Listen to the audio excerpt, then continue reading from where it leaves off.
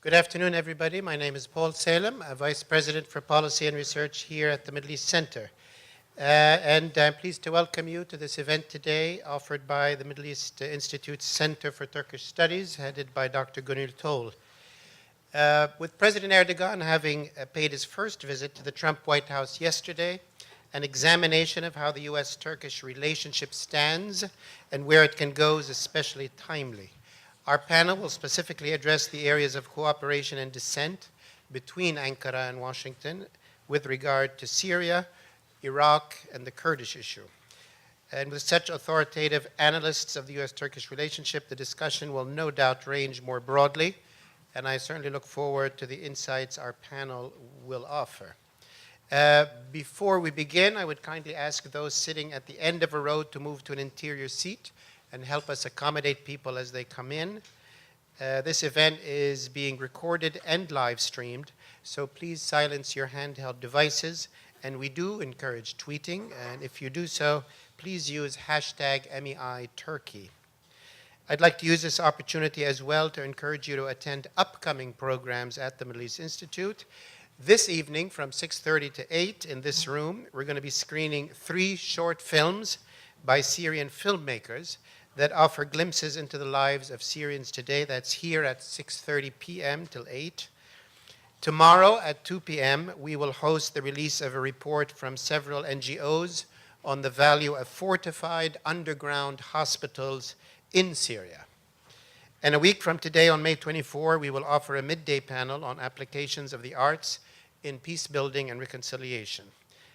Check mei.edu/events for details for signing up and all of that. It's now my pleasure to introduce my colleague and the moderator for today's event, Dr. Gönül Tol. Gönül is known to many of you as the founding director of MEI's Center for Turkish Studies. You can find a wealth of her writing on our website, and she's a frequent commentator in the media on Turkish and Kurdish politics and briefing of government officials and on the Hill and so on. Gönül will introduce our topic and will introduce the guest panelists and will lead the discussion, including your questions from now till about 1:30 p.m. Thanks for coming, and Gönül, the floor is yours. Thank you, Paul. Our 4 panelists, Naz Durakoglu, will be here in a few minutes. Now, let me first welcome our panelists. Thank you so much for taking the time to join today's discussion, and thanks to all of you for being with us today. President Erdogan was in town to have a meeting with President Trump yesterday in the wake of Trump's decision to arm the Syrian Kurdish militia, and despite Turkey's vocal opposition to the decision, both Trump and Erdogan were cordial. But still, in their remarks during the press conference, Erdogan referred to the YPG, and Trump basically reassured the Turks that the U.S. would support Turkey's fight against the PKK. Despite the opposition, despite the opposition from its NATO ally, the Trump administration will move forward with its decision to work with the YPG in the Raqqa operation. So my first question, first let me introduce my panelists. To my left is Mr. Jonathan Cohen. He is he has been the Deputy Assistant Secretary of State covering Greece, Cyprus, and Turkey since August 2016. He previously served in Baghdad as a Deputy Chief of Mission between 2014 and 2016, and he served in France as acting DCM and as Minister Counselor for Political Affairs. To his left is Alan Makovsky. He is a Senior Fellow on the National Security and International Policy Team at the Center for American Progress. From 2001 to 2013, he served as a senior professional staff member on the U.S. House of Representatives Foreign Affairs Committee, where he covered the Middle East, Turkey, and other related issues. And Nick Danforth, he's a senior policy analyst for the Bipartisan Policy Center's National Security Program. prior to joining BPC in January 2016, he worked on Middle East policy issues for Concepts and Strategies and the International Center for Religion and Diplomacy. So my first question is to Mr. Cohen. So where do we go from here in Turkey-U.S. relations after yesterday's meeting? Well, I think the most important point is that the relationship between the United States and Turkey is broad and deep. The disagreement over using the Syrian Democratic Forces in the operation for Raqqa is a tactical moment. It's not impacting or changing our strategic outlook or our commitment to Turkey as an ally or our commitment to Turkey's security and well-being. We have a lot to talk about. We clearly have disagreements on that tactical piece, and we have a few other issues where we have some space between our positions. But the meeting yesterday was, number one, a great opportunity for the leaders of the two countries to establish a personal relationship. Number two, an opportunity for them to hear each other's views in great depth on the key issues, both that unite us and that we have different disagreements about. And where we go from here, we continue. We've always had a very diverse and intensive relationship with Turkey, and that will continue. The conversation about Syria is an ongoing one. As you know, we've been working closely with Turkey on other aspects of trying to get the Syrian civil war to a close, to reduce violence, to find ways to get humanitarian assistance to affected populations, to work with the other powers involved at bringing about a political transition in Syria. So all of that work continues. And in fact, the conversation about the YPG in particular will also continue, because we want, as we go forward, we want to do this in a way that fully takes into account Turkey's national security interests. Well, you in a way answered my question, because when you talk about how the U.S. partnership with the YPG is a tactical one, because a key Turkish concern has been the U.S. partnership with the YPG is not just transactional, but it will go beyond the fight against the Islamic State, and it will enable an autonomous Kurdish region in northern Syria, and Turkey sees that as a direct national security threat. But you're saying that's not the case, it's just a transactional partnership. That's right. So the YPG will not have a role in the broader strategy, US's broader Syria strategy. The United States views our battlefield partnership with the YPG as one that is driven by necessity on the battlefield, because they are the only force that's in that part of Syria, partnered together with the Syrian components of the Syrian Democratic Forces, that is capable of moving in the near term to seize and liberate Raqqa. And our relationship is temporary, transactional, and tactical. But they are, on the other hand, they're local actors. So if we talk about stabilization of the country, or a transition process, or a post-transition process, they will be there. So well, they're there anyway. Okay. And the question isn't can you exclude the Syrian Kurds who are members of the YPG from the future of Syria? The question is, can you build a Syria that includes all the voices, pro and anti, the various factions that are on the ground there, so that the people of Syria actually have a say in choosing their own future? And that's no one has the answer on how we get there yet, but that's what I think we're all working toward. Well, what we heard both from Trump and Erdogan yesterday was this, as you just mentioned, that the relationship is very strong. They're close NATO allies and will keep working together. But yes, the YPG has strained relations under the Obama administration, and it will continue to do so. So the question is, if Turkey decides to retaliate or respond by closing Incirlik Air Base, for instance, or taking a unilateral military action in northern Syria, where U.S. special forces are based, how would the U.S. respond? Well, we had an incident of that in April, and we urged Turkey, when it feels it needs to take action, to coordinate with the coalition and with us, with all the partners who have forces on the ground. and when Turkey feels it needs to take action in Iraq, to coordinate with the government of Iraq as well. Well, Alan, I would like to ask you, you've been following Turkey for a long time, so how do you think, what would be the next step for the Turkish government? Because Erdogan was he used very strong words before coming to Washington, and I think in an effort to strengthen his hand, he met with Putin 2 times in 11 days, and he had a visit to China.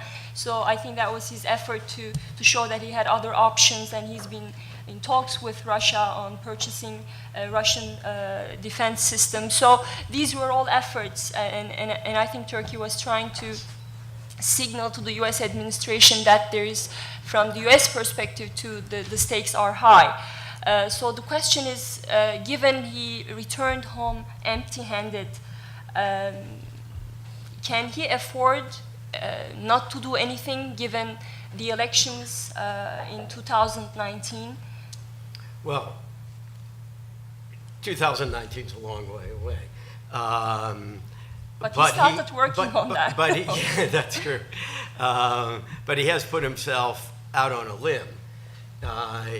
He said before coming to Washington while he was in China, if the alliance doesn't come first, meaning if the U.S. doesn't drop its relationship with the YPG, we will have to go out on our own. And on the other hand, the announcement about the YPG took place a week before his trip. He came anyway. I think that says something about the leverage in the relationship.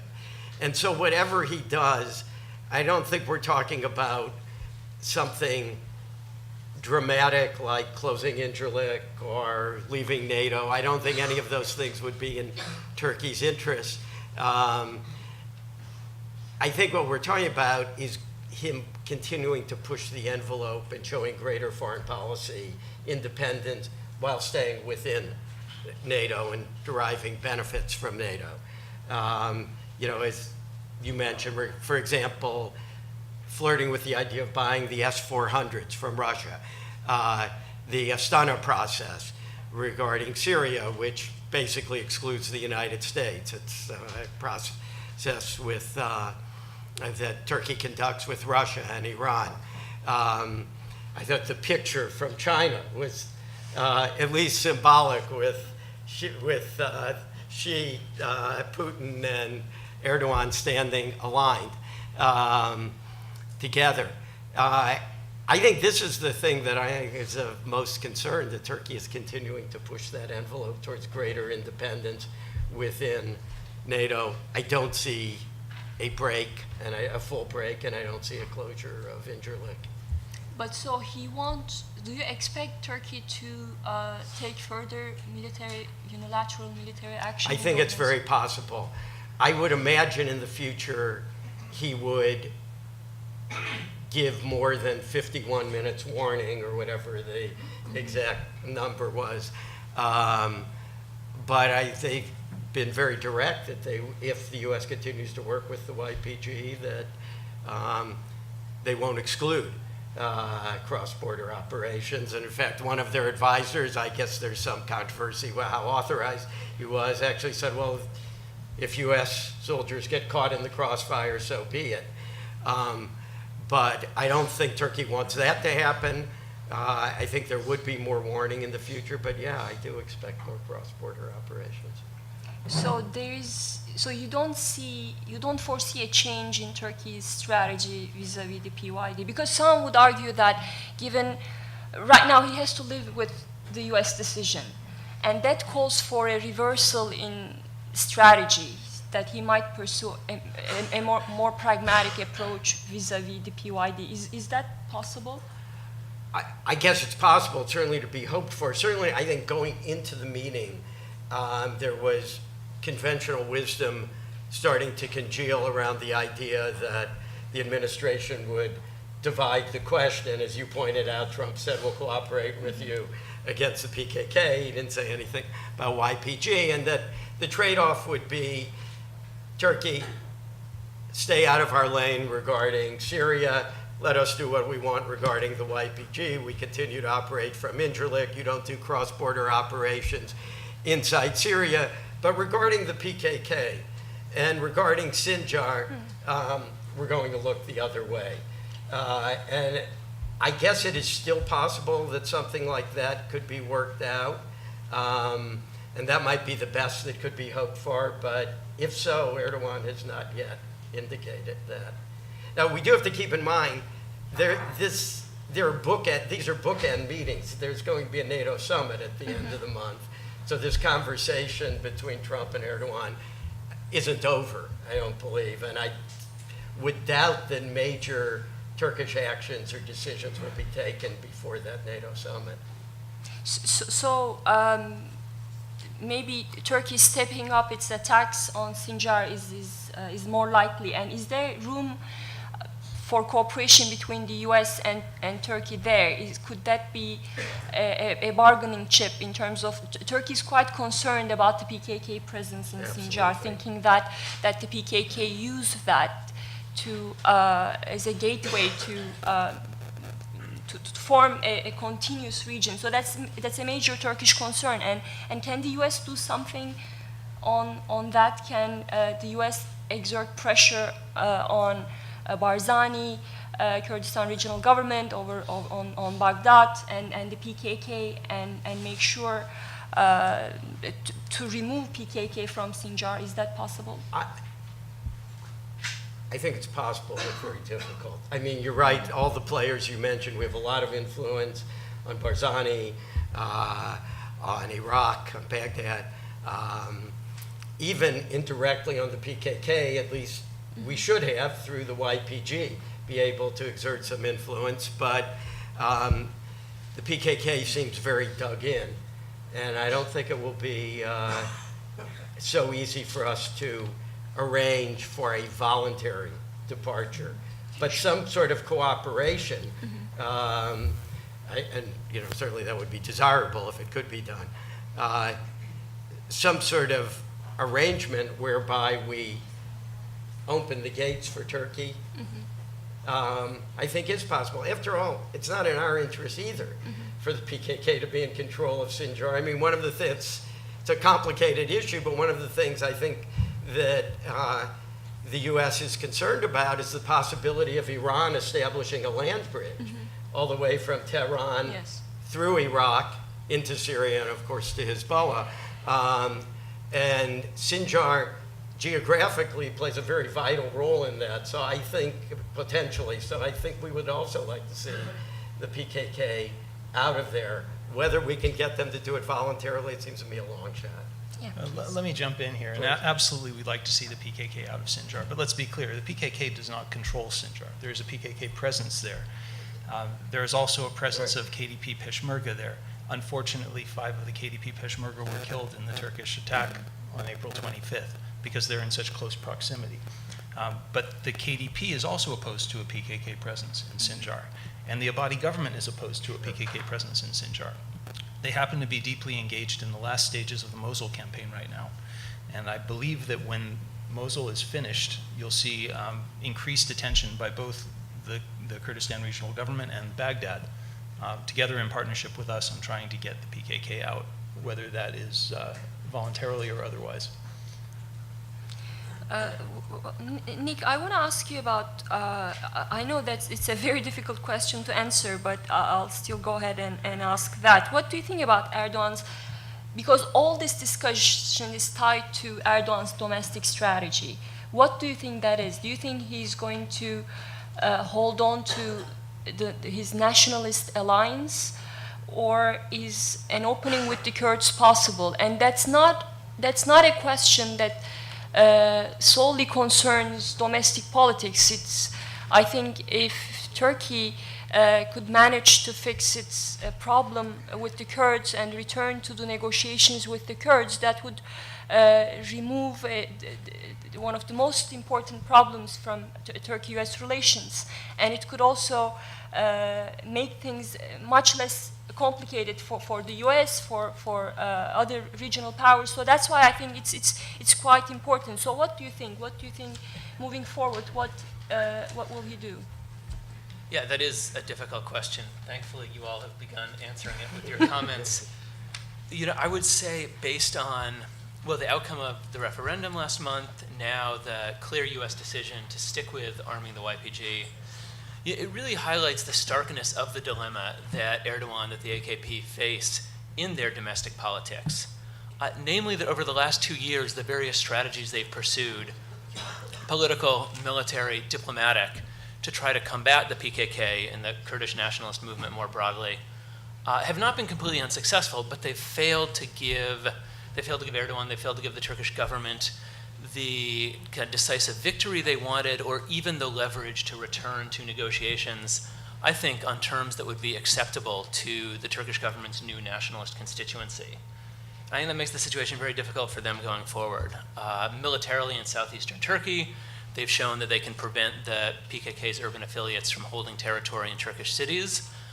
They've done that at a great humanitarian cost, but they've also shown, I think the referendum results show this, that they can do that, they can fight these battles, they can win, while still maintaining what's long been the Turkish government's conservative Kurdish constituency in the southeast.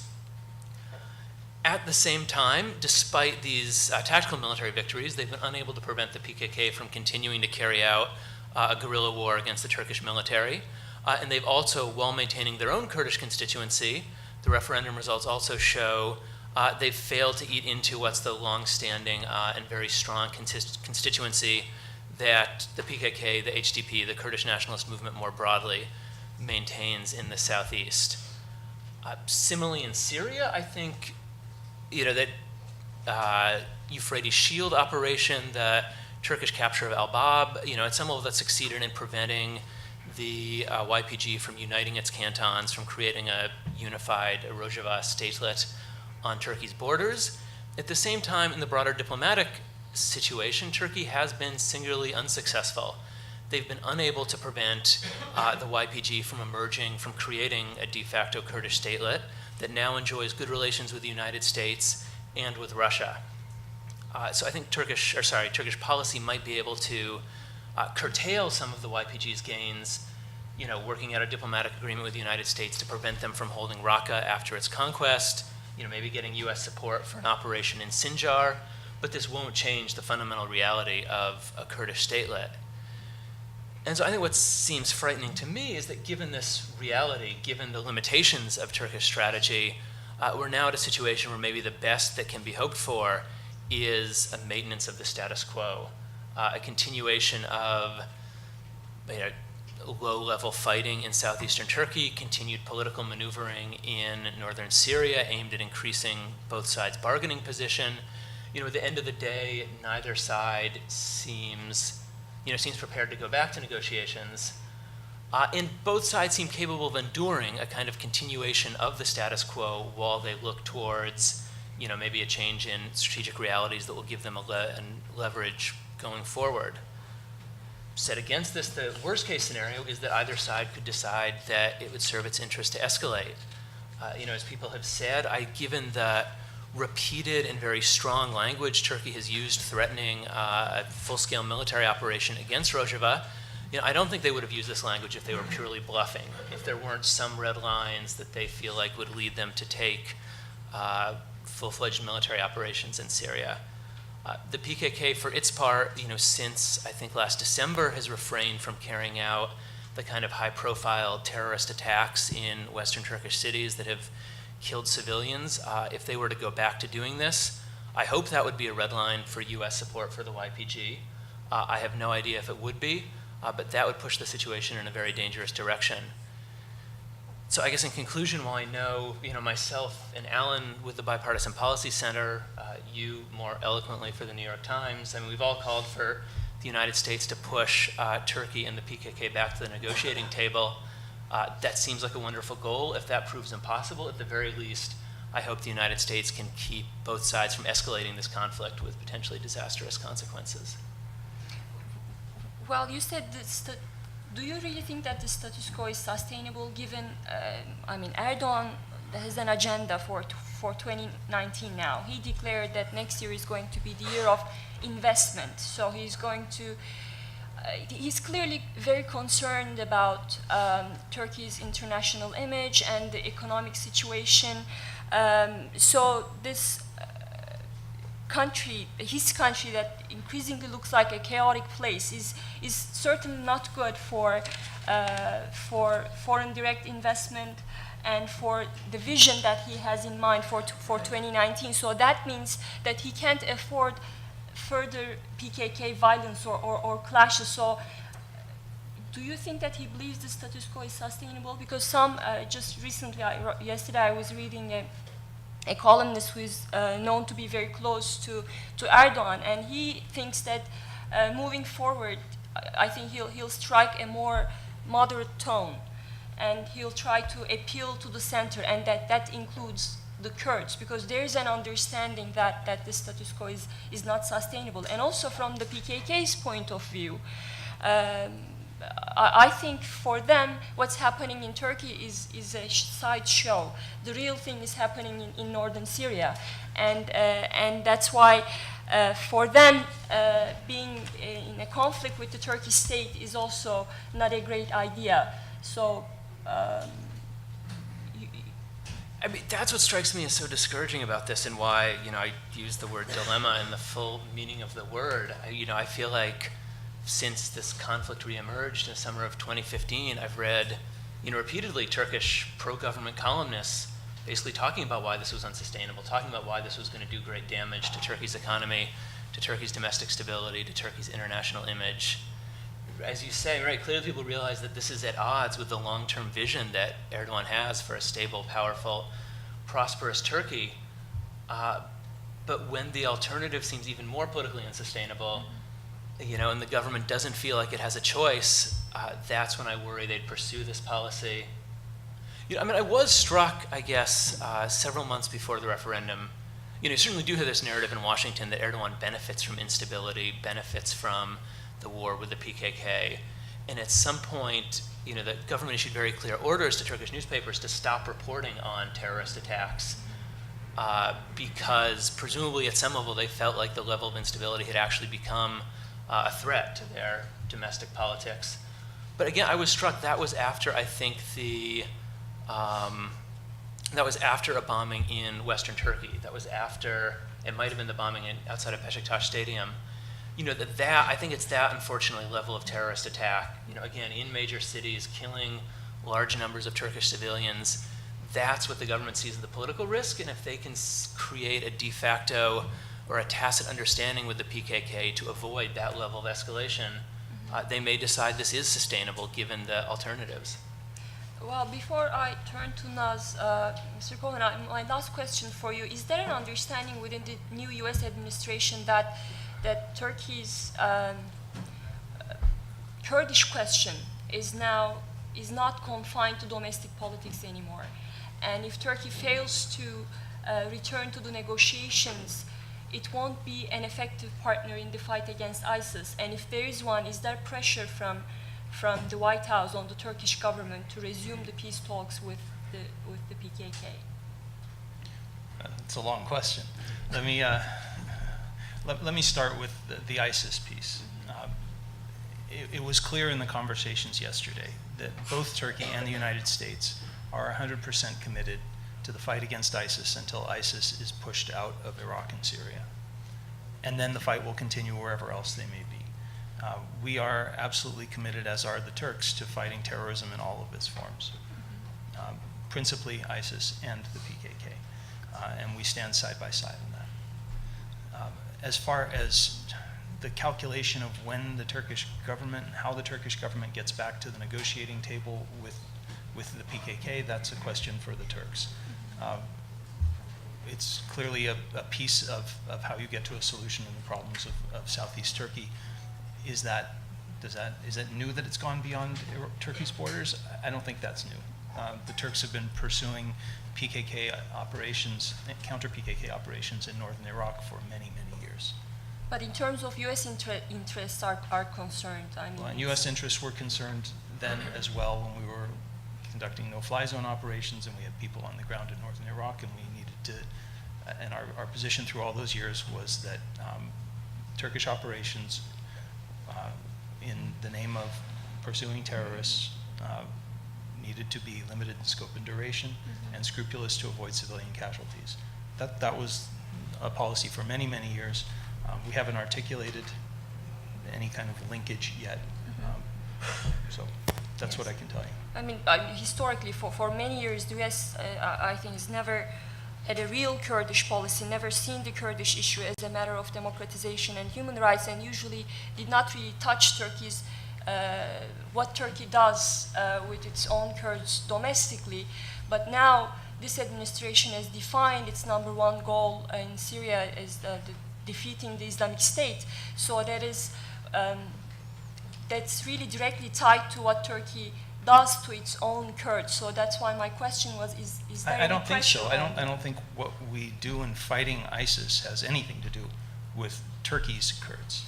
It has to do right now with the Kurdish militia in Syria that is helping us to drive ISIS out of the Raqqa area.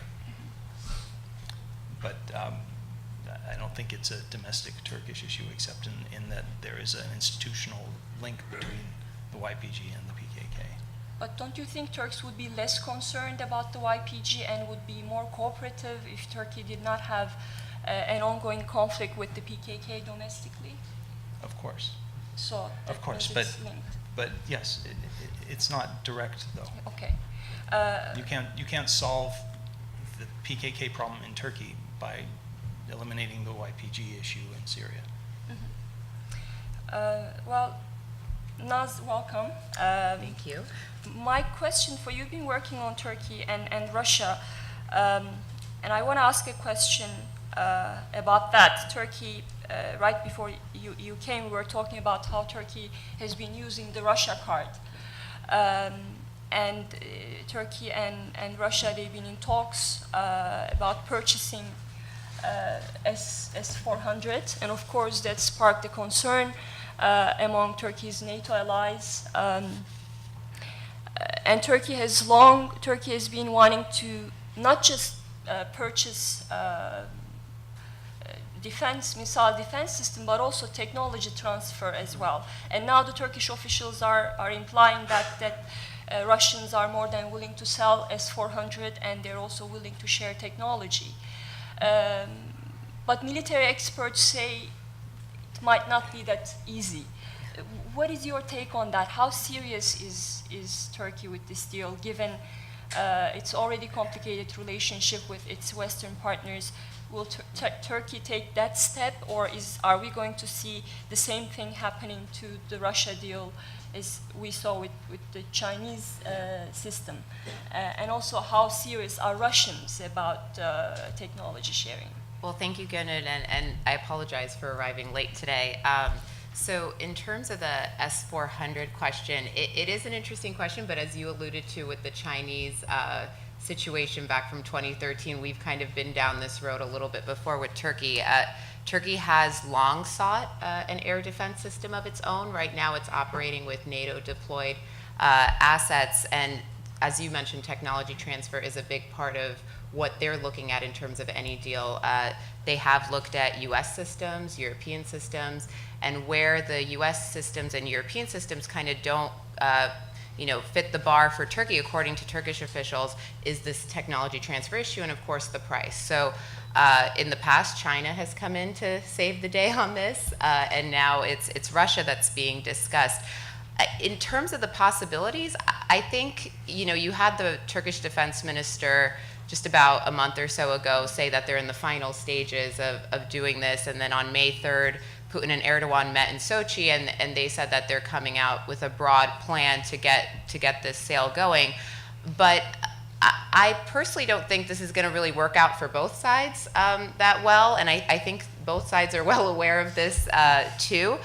One of the main reasons is for Turkey, it's not just a matter of course, there's a political question with Turkey being a NATO ally and having a completely interoperable system. This is not, this S-400 system is obviously not going to be integrated into the NATO, into any of the NATO assets that exist in Turkey. So this is a huge problem if you're talking about air defense, because that's a command and control issue that, you know, technically that's not really going to work out. And then on the Russian side, yes, this is their new system. Actually, the lab that I'm associated with, Digital Forensic Research Lab, just did kind of a piece on the S-400 system. Only 2 other foreign nations have purchased it, China, India, and right now it's also deployed in Kaliningrad, Syria, throughout some other Russian areas. Turkey would really stand out as a NATO ally if it had this. And the reason why, for the Russians, it might be good PR, it might be a good way to poke at the West and at NATO, and there's a lot of debate about how it also might benefit Russia in that somehow the Kremlin can kind of gain NATO information through having the system there. But in reality, there are Russian systems in other NATO countries, not the S-400 system. And what ends up happening is it ends up being more of a problem for the Russians because the NATO countries that have the other older systems, they'll actually incorporate those systems into NATO exercises and tests. So it's not a positive thing for Moscow to have that happen for their newest, shiniest toy. And so I think ultimately, for technical reasons, this probably won't work out. But beyond that, I think, you know, the political pressure is probably huge. And of course, the Russia-Turkey question, I think, is one of the overall bilateral situations, one of the most fascinating, I think, questions that's out there. And if you really see, if you look at their rhetoric, yes, there's a lot of warming, particularly after, you know, they had some tense relations after the November 2015 shoot down of the Russian plane in Syria that actually impeded Turkish airspace. But when you look on the ground in Syria, there are really divergent views there, and it seems like these two friends are probably going to hit a wall at some point. So I don't think the bromance as a whole is going to last for very long. So I think the S-400, including a couple of their other joint projects, this joint wealth fund that they're trying to do, the second pipeline for Turk Stream. I think a lot of these projects are going to be in the discussion phases for a long time. And can the U.S., you think, match the Russian offer with Patriots? Well, because that's been a long time. That's been, yeah. So that's actually been that question has been open for so long. I mean, since I was on the Hill and then at State, and I mean, I feel like this is just going to keep going. And it was part of the discussion yesterday. Yeah, from what I heard too. And so I would say, so it's a different situation. I mean, the Patriot system. It's far more expensive. The technology transfer is not really an option to the extent that the Turks would like it to be. And of course, there are a couple of regulatory issues on the U.S. side that don't really exist for obviously the Russian and any other, the Chinese system. And the Europeans have kind of offered a little bit more too, but that doesn't meet Turkey's standards. Ultimately, Turkey's really interested in developing their own, defense industry, and this is something that's really important to them. So there will need to be some sort of agreement if Patriot is going to be back on the table. But I think in an ideal world, if they could do it, the Turks really want to develop their own system, which is something that they said they would do, which is why they, turned the page on the Chinese system. But these are difficult things. You can't just think up the technology. So someone is going to have to help them with that, and obviously the U.S. is well placed to do that, but there are issues on our side too that are mainly regulatory, and there's some sensitivities there. And my last question to the panel, and anyone can jump in, what assurances can the U.S. offer to Turkey? There's this debate on Manbij and what the U.S. can offer. Manbij is a Syrian town that's held by the YPG, and initially when the YPG captured Manbij from the Islamic State, of course Turkey was quite furious and said that it received assurances from the U.S. administration that once the operation was over, the YPG would withdraw, and that never happened. So now there is this new debate about that. What do you think about that? Could that be on the table? Is that realistic? And if not, what other assurances can the U.S. Offer to Turkey so that to ease the tension? Well, as I understand it, currently in Manbij, there is still a YPG presence, but the town is run by an Arab-dominated consul that the Turks see as basically under the YPG's thumb. Perhaps the question should be directed to Jonathan. Sorry to do that, but Happy to have you take it. yeah. But it does seem to me that there should be some room for bargaining about the composition of the controlling forces in Manbij to come up with a consul that perhaps is more amenable to what Turkey wants to see. So I would think there would be some possibility for that, and particularly if the U.S. does come to an understanding with Turkey in which the YPG is assured that there will not be further cross-border operations. It should be a trade-off that the YPG would be willing to make, but I don't know. Well, let me come back to where I started. We're in continuing conversations with Turkey about the future of politics in northern Syria. What happens the day after Raqqa, for instance, is liberated? And the experience with Manbij was one where we had made commitments to Turkey that in the end were not fully realized. And we need to do better in the next step, which is Raqqa. The challenge with Manbij was that the YPG-led forces liberated the city, and we had made a commitment that once the city was liberated, the YPG forces would get out of the city and stay east of the Euphrates. The part that we didn't build into that commitment was before they leave the city, they have to train a hold force, or ISIL just comes right back in. So they were kept there to train the hold force, and the Turks complained, you promised they would leave, and they're still there. And then the military units left, but the political advisors stayed. And the Turks complained again and said, well, fine, the military guys are gone, but they still have operatives there, and you said they would be gone. And we said, yeah, the military guys are gone. So again, what this gets to is having some kind of common vision about the political future of the area once the military piece is over. Jonathan, could I just ask to clarify? I know Manbij was a majority Arab town, which of course is one of the points the Turks make. But I think there was quite a sizable Kurdish population there before too, right? Well, Something it was a like small, 25–30%. It was a minority, but not an inconsequential one. Right. Raqqa is almost 100% Arab. So there should be no room for that in Raqqa. And the concept that we've been working on, that we've been talking to the Turks about for Raqqa, is an entirely Arab-run city council. Mm-hmm. So there are other pieces of this conversation, how stabilization goes forward, how humanitarian assistance gets provided, how you go about getting the displaced population which fled the area when the fighting started back home, and who channels those activities, who is in charge of them, because whoever is in charge of them ends up establishing a kind of political legitimacy for the future. And the Turkish point, which we take on board, is that the people doing that facilitation should not be the YPG. Mm-hmm. And with that, we agree. I could just make a quick comment, and this was alluded to earlier, but I think all of these discussions, they're very short-term discussions, because ultimately a lot of it is, treating the symptoms without treating the disease of what do you actually do about the Kurdish question.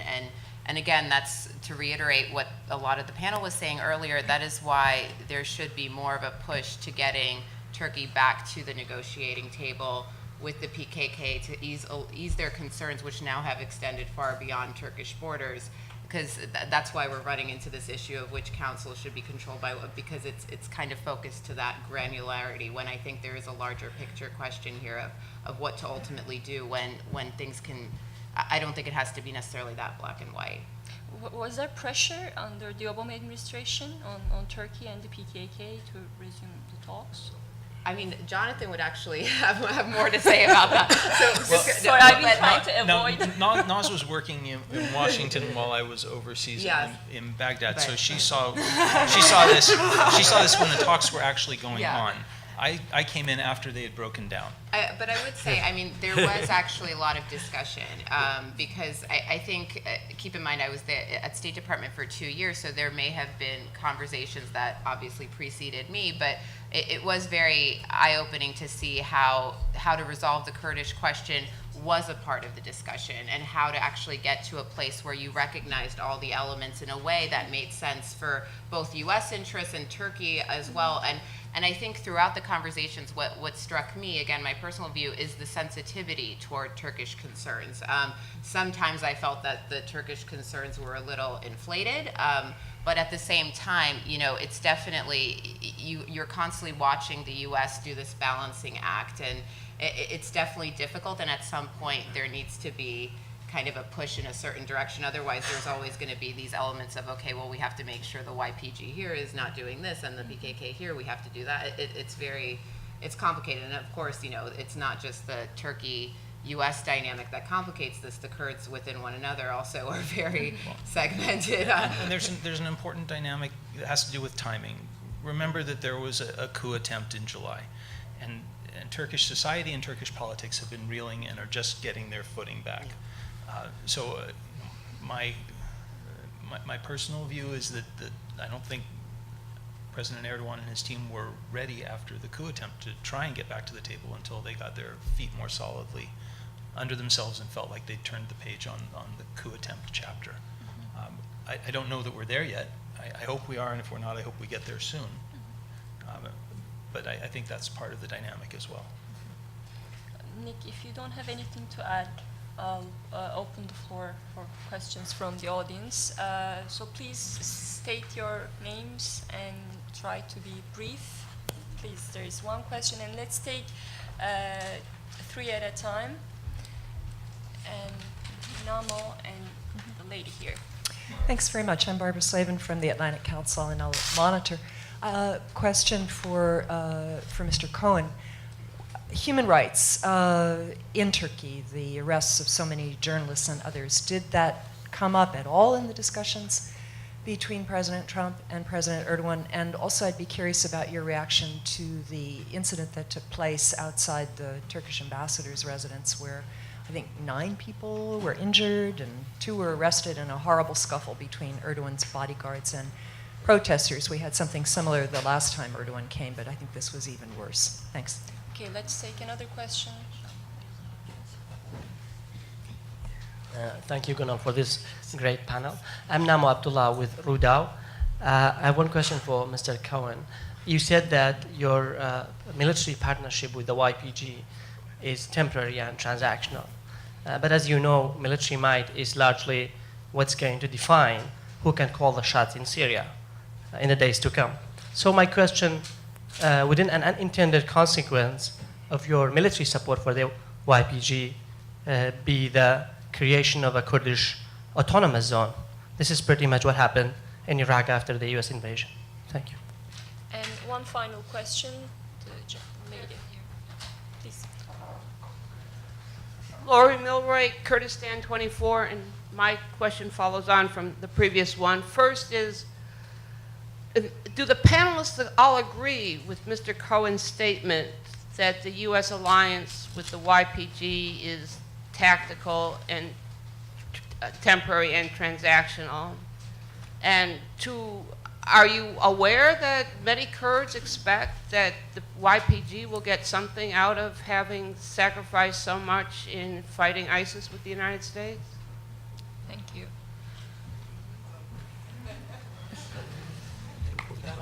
Okay, I'll start. Let me start with the last question. We have not promised the YPG anything.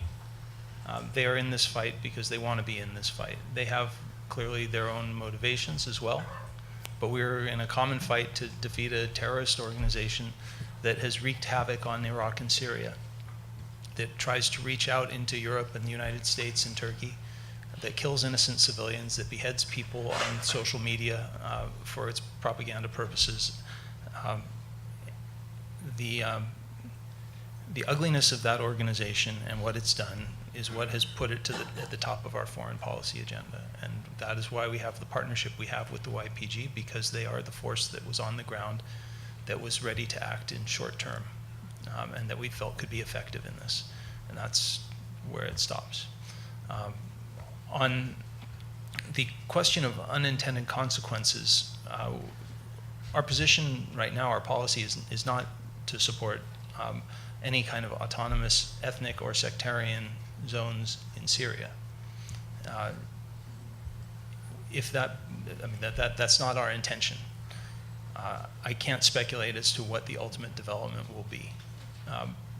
But our intention is to have the people of the areas decide their own governance in the future. And on the violence that took place in front of the ambassador's residence in the embassy last night, we strongly condemn violence. We strongly support the right of people to peacefully protest.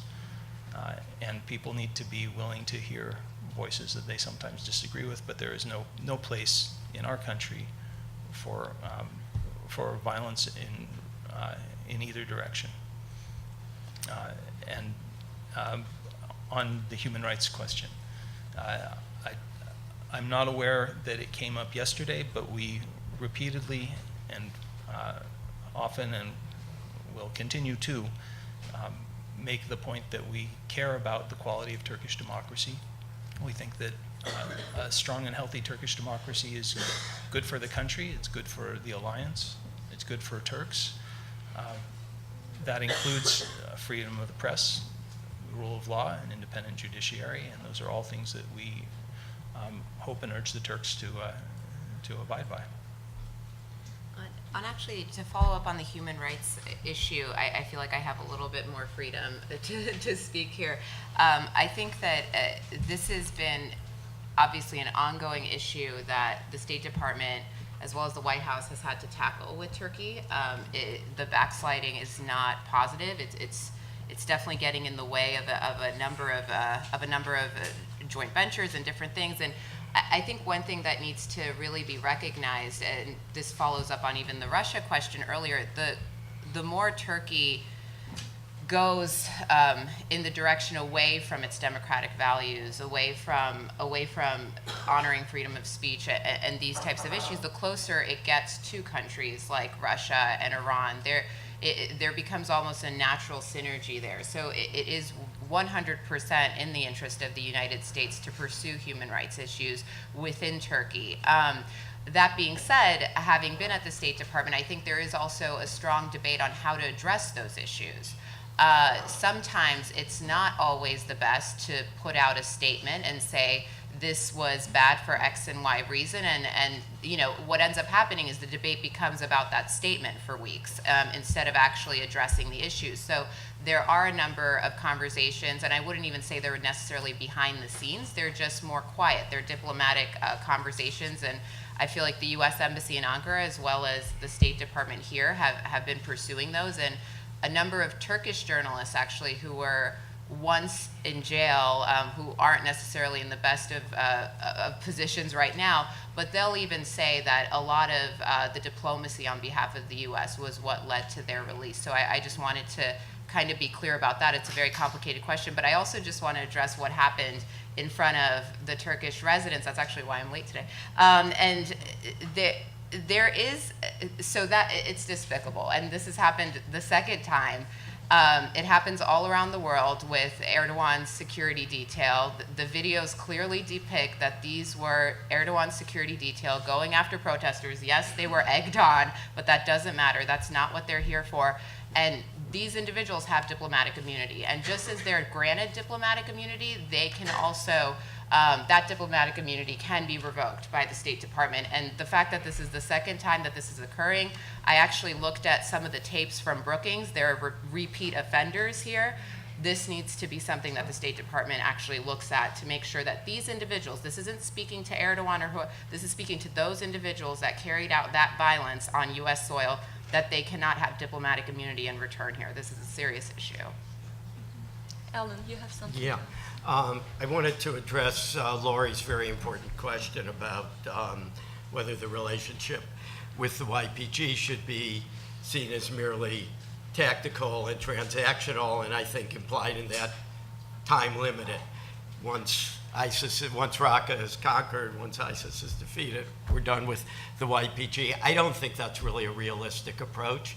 Particularly, it's in effect asking people to give their lives for a cause that I think they themselves are only investing in for the sake of a future relationship with the United States. I don't think the YPG was in and of itself eager to undertake the Raqqa operation, from what I understand. So I think there should be, and the outlines of this should be discussed now. There should be some expectation of a future relationship, but there should also be clear conditions on it. And I think the YPG really has to cut its ties with the PKK and stop the veneration of Abdullah Öcalan that is so visible and also in their educational system. That Turkey will never be comfortable with them on their border as long as that's the case. I think they also have to be prepared to be far more inclusive, to bring in not only non-Kurdish and non-Muslim elements. They have brought some in. We have some representatives of some of the groups they've brought in actually here today, I see in the audience.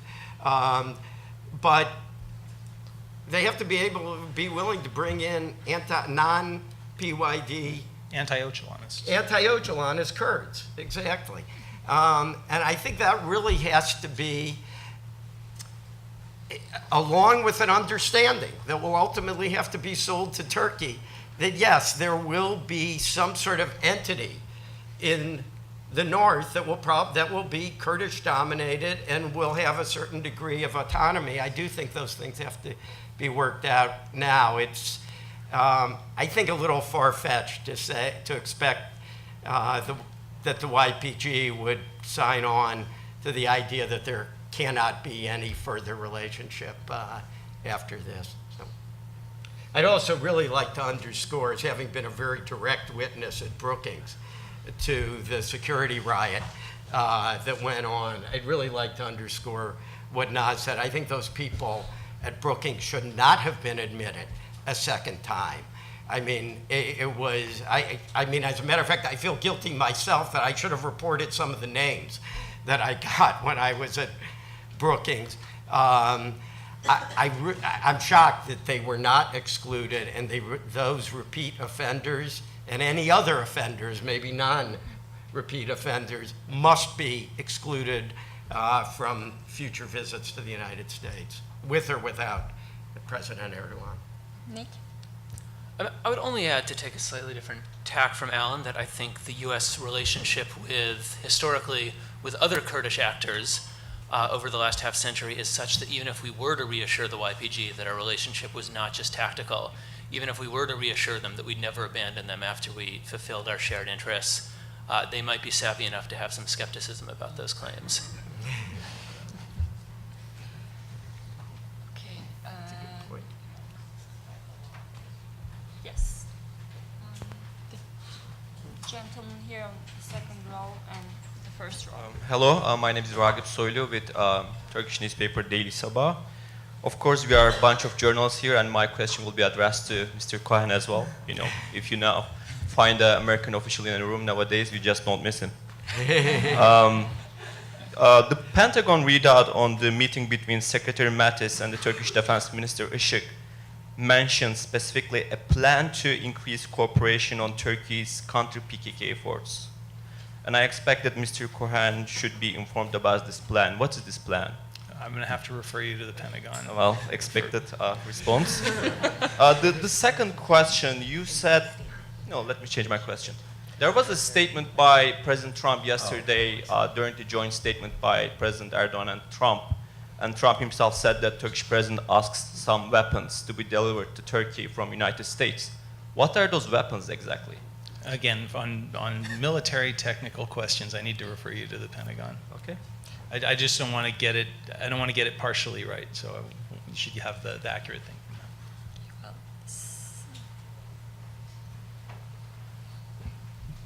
Thank Robert Friedman, Johns Hopkins University.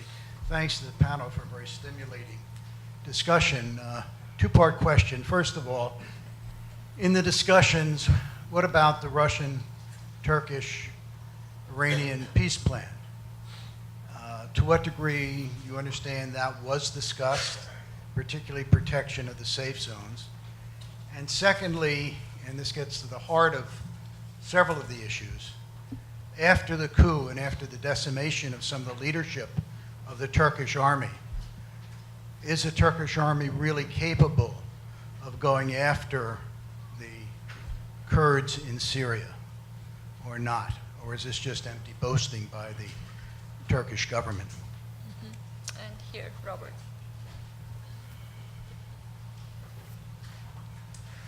Hi, thank you for the panel. My name is Robert Ozgun. I'm representing American Syriac Union. My question is somehow related to other Robert that he addressed. My question is to Ms. Durakoglu. Usually now we see U.S. and Russia competition in Middle East.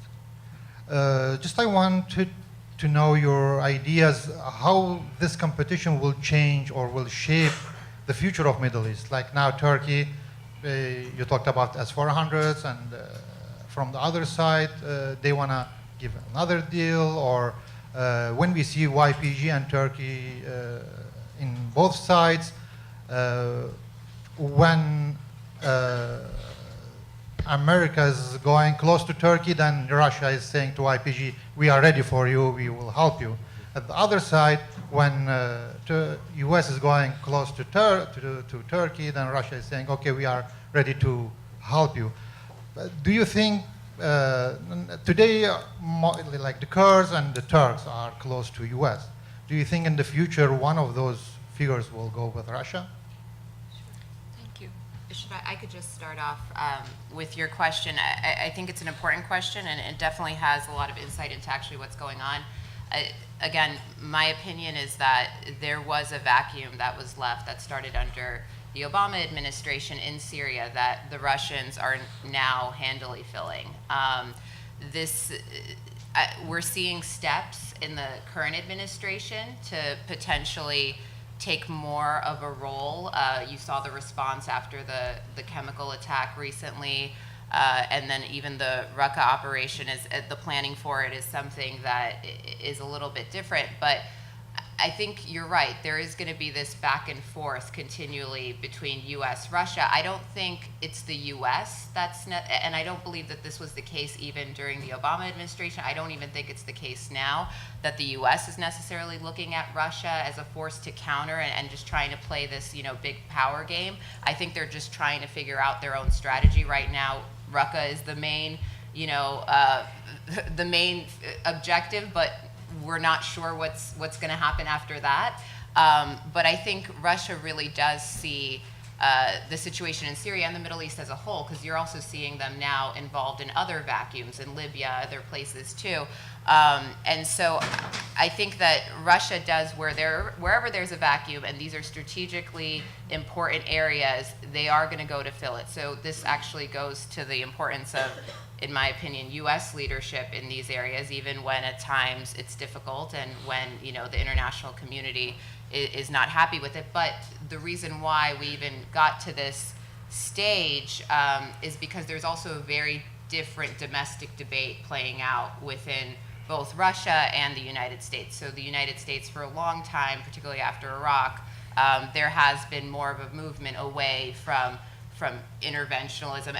That's not necessarily where the U.S. public wants to go, and rightfully the leadership is responding to that. There might be better ways of responding to it, but that's what you're seeing.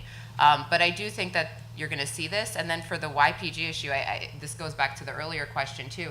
I mean, that is interesting, because I actually don't think that it's necessarily that the YPG or the Kurds have this, historic partnership with the U.S. I mean, obviously, Russia has always been a significant player, particularly with the PKK and YPG, and so that's not necessarily discussed. I've always found it really interesting that Erdogan, before this visit, was very upset about, U.S. attempts to work with the YPG, and now arm the YPG, but the issue with the YPG interactions with Russia don't necessarily come up. And what's different about those interactions is that, and this is I think what Jonathan meant by the tactical relationship, is that all the efforts with the US and the YPG are directed against ISIS. That's where you see them work together. But with Russia and the YPG and other entities, you actually see it without ISIS. So it's definitely a broader relationship, and you see it right on the Turkish border half the time too. So the fact that Turkish leadership chooses not to necessally discuss that. With the PKK too. With the PKK too, yeah. I mean, obviously, these are Marxist organizations. They have a little bit more of a, tie to a certain leaning. So it is interesting to see, and I think, Russia's definitely enjoying complicating that environment, but they will, wherever there's a vacuum, fill it, wherever it is. You see that everywhere. Alan? Yeah. I was going to defer to Jonathan, but I guess he... I can take Astana if you want to take it. Okay, I'll take a crack. Look, the only thing I would add on Russia in the Middle East is one thing that I see as a growing concern is the Russian-Iranian relationship. These two are not necessarily natural allies, given Russia's aversion to Islamic extremism, which Iran represents, albeit in the Shia form. And in fact, Russia has not been, a great defender necessarily of Iran over the years. It voted for many, many Security Council resolutions regarding the Iranian nuclear program. It was a partner with the Obama administration. I mean, whatever one thinks about the nuclear agreement with Iran, everything I heard from those who were close to negotiations on our side, on the US side, was that Russia was a helpful partner in those negotiations. But it seems to me through this experience in Syria, where Hezbollah, as well as other third country Shiite forces and some Iranian Rev Guard, are essentially playing the land forces for Russia's Air Force, this relationship seems to be tightening. I noticed just one example when Netanyahu, who keeps in close touch with Russia, on his last trip, there were reports, I don't know if this was accurate, that for the first time, Russia complained to him about Israeli bombing of Hezbollah convoys in Syria, which Israel has done quite a bit, mainly from Lebanese airspace. And it's something that had been understood that Russia was tolerating, mainly because it takes place far away, generally from the main Russian zone. This time, reportedly, Putin raised it as a concern.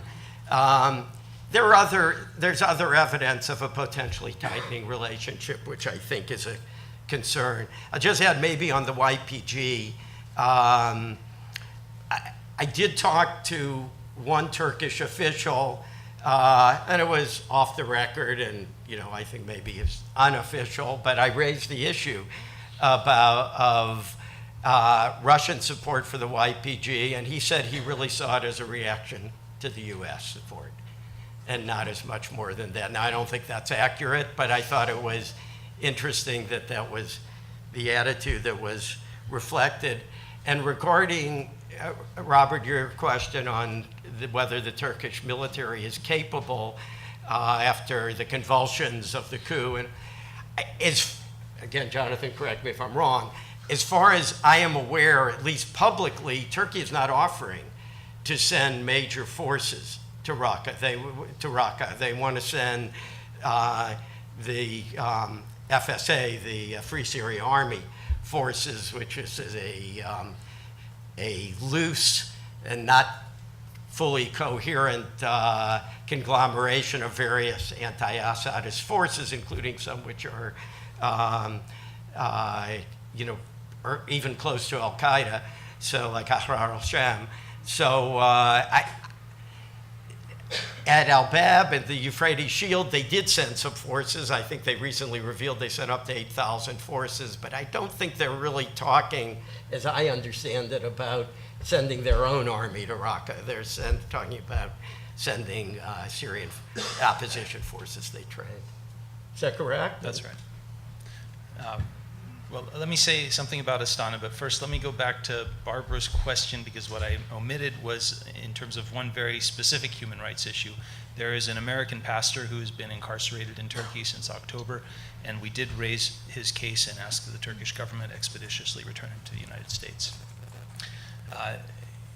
In terms of Astana, and I guess the only thing I would add on Russia, Iran, the Middle East, is they share a client state in the Assad regime in Damascus, which is unfortunate. And that gets to the Astana process and our confidence in that. And I should say, first of all, we weren't excluded from it. We were invited to participate, and we chose to go at an observer level. At the last round, we were represented by our acting Assistant Secretary of State for Middle East Affairs, who is one of our most competent diplomats. We hope that the de-escalation zone arrangements that are foreseen through the Astana talks are actually successful. We're skeptical. Our concern is that for this to work, Russia needs to compel the regime to stand down and stop bombing humanitarian convoys and civilian populations. And so far, they've proven either unwilling or unable to do so. The other complicating factor that makes us skeptical is the participation of the Iranians, who we do not believe are a good faith actor in this effort. I noticed Trump said yesterday that he supports, that the U.S. supports any effort to reduce violence in Syria. Should that be understood as sort of an implicit endorsement of these de-escalation zone initiatives? And I wouldn't want to you don't want to interpret the characterize the president's words remarks. I would just say we hope that they succeed. We view this with some caution and skepticism. Okay, one final round of questions. Let's take one question there. Another here. Thank you. Yeah. I'm Rafi Damziger, an advisor to APEC. And my question's slightly off topic, but I'm still interested in what got Erdogan, after a long period of silence with regard to Israel, and after the reconciliation, to suddenly have this outburst against Israel on Jerusalem. And is it related to domestic politics? What's going on? Why did it suddenly happen? Thank you. Okay, there's another question here.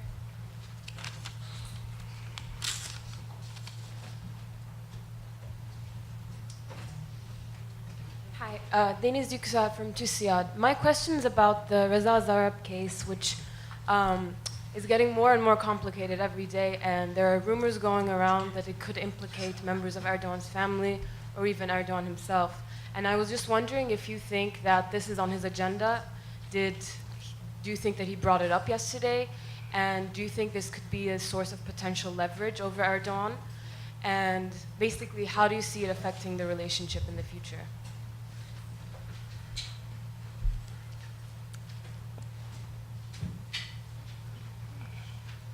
Like to weigh in on the Israel question. I'm happy to go for on this. I've done a lot of talking. But, yeah. Well, look, I don't think anyone who's followed this issue could be too shocked, or over a number of years could be too shocked by that outburst. It's true, since the normalization, we hadn't heard much. Including perhaps the silence that was most striking, perhaps silence could be striking, was that Israel was not blamed for the coup. And that was, one of the few things Israel's not been blamed for in Turkey for a long time. Now, I think the reason for that actually was that it followed so soon after the normalization that it would have, I think, been unseemly on Erdogan's part. It would have looked like a huge error had he blamed Israel for this. But look, Erdogan sees himself as a leader, or the leader, of the Sunni world. So I think he feels when he is in a forum like this Jerusalem conference, he has to make strong statements. I worry more, to be honest, about, look, this offended Israel. Israel responded rhetorically. I worry more about Gaza. Turkey continues to have a relationship with Hamas, which it has had since early in 2006. Israel urged it to break the relationship during the normalization talks, but it agreed that there would be no terrorist operations planned from Turkey and that certain individuals would be expelled, but that they would not break the relationship, and Israel ultimately accepted that. But what's going to happen if another war breaks out between Israel and Gaza? What happens when the rockets start falling again in Israel and Israel feels it has to respond? Many analysts, I don't know your feeling on it, many Middle East analysts feel this is just a matter of time. And I think almost inevitably there is going to be a far more problematic response from Turkey, certainly rhetorically. And I think that's really what what to me makes the Israel-Turkey relationship fragile, much more than this outburst about Jerusalem.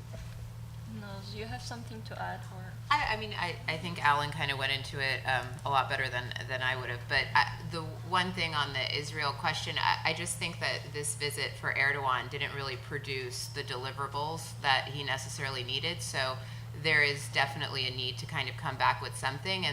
And the Jerusalem issue has been even like domestically up for debate. And recently there have been discussions how that's somewhat, even though the White House press briefing has said that Donald Trump hasn't made a decision on that, but there have been murmurs that moving the embassy and all these things are no longer necessarily on the table. So I think that this might just be some low-hanging fruit that Erdogan can bring back to his constituency, maybe a package of things, and this could be included. So that's why you probably kind of heard it appear, because even in the Turkish press, I actually saw some of that mentioned in there.